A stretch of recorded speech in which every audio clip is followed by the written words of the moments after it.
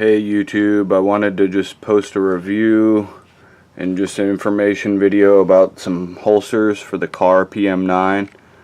I have been carrying the PM9 for quite a while and had progressed through different pocket holsters and just holsters in general and different ways of carrying, so I thought I'd post some of my thoughts.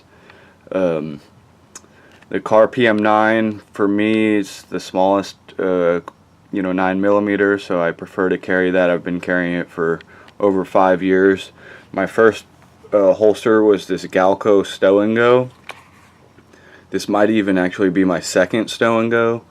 The first one, you can see they get worn, so I think I might have replaced it just to make it stay in a little better, so you can see how it really helps retain. The first one I had just might have gotten too loose, but I might be confused. So that's the Galco stow-n-go. I use this as an in the waistband carry, so I'd put this in my right front waist, and worked really well. I'm not sure what happened, but I had appendicitis, which required they have to go in and take the appendix out, and literally this is right where I was carrying for the longest time, on your right pelvis area. So I'm not sure, it definitely didn't help, and after the surgery and stuff I just really didn't feel comfortable. I think even recovering, and even now, years later, I still have numbness, so I don't really ever carry that. So I then switched to the Desantis pocket Nemesis, which is designed for all the Kahr series. So the difference with some of the Kahrs is they're a little bit longer, and I've been carrying this for over 2 years. I highly recommend it. And I think it works really well. So there are some problems, and that's what led me looking further. So the biggest problem I have is my pockets are a little bit smaller, and you basically kind of waste this fabric at the top. So they design it for different variants of Kahr pistols that are longer, and you're wasting the space at the top. So I had originally thought to cut it and then just re-sew and make this smaller, which I still think somebody could do, and probably people have done it. I don't sew, and my wife really didn't. We don't have the time. The other issue with this is that it tends to get loose, and you'll see the pistol just generally wants to slide out. So I find I've had this, and if I'm squatting, I just have to be kind of aware that the pistol may slide out.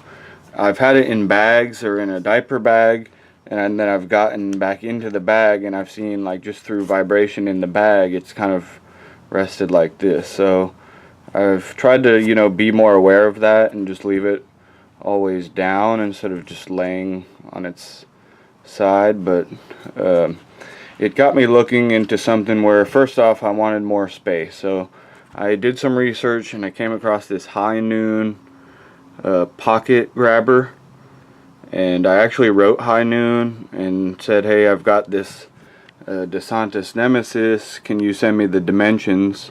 And they actually kind of drew this out on just the outline and measured it and sent it to me, and it was smaller. So I got to give props to High Noon for taking the time to write that, and then I went ahead and just ordered it because it seemed like it was going to work, and it definitely is smaller,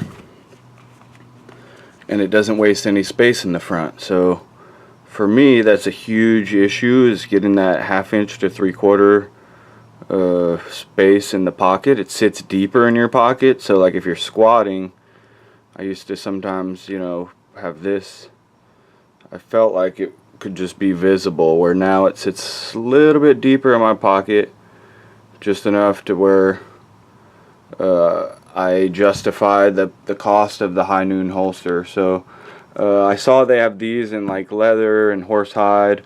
This is just the regular cowhide. It is much more difficult to get out. I mean, I can try to shake it. It is only a day or two old, so I have to, obviously it's gonna probably, you know, get loose like the Galco stow-n-go, but it's never gonna be flimsy like this, I feel like, just because the leather is thicker. So to get it out, they actually say, you can see it can be quite difficult. It's kind of, the idea is to put your thumb in and pull out. So I'll have to practice with it. I don't have any concerns. Really, the idea, I want it to stay tight. And if I was ever in a situation, I'd probably pull the whole thing out and then quickly, you know, use my left hand, or maybe it might get stuck in my pocket, and then I could just use the firearm to defend myself. But I'd actually almost have it stay in the gun. I heard some reviews that it was too difficult to get out, but for me that is not a problem. You know, if I pull it out and I have to put it in a diaper bag, I feel pretty comfortable about just, boom, it's so small, much smaller than the Nemesis. So let me take the measurement just so you can take a look now from front to back of the gun. This is exactly 5 1/4 inch. Okay, and if you wanted, I could give you the dimensions sheet if you need it, but needless to say it's shorter. So that was 5 1/4. Let me put it in the Desantis Nemesis and I'll show you. I think this one is about 6 inches. So if we do it from the end, maybe it's 5 3/4, right?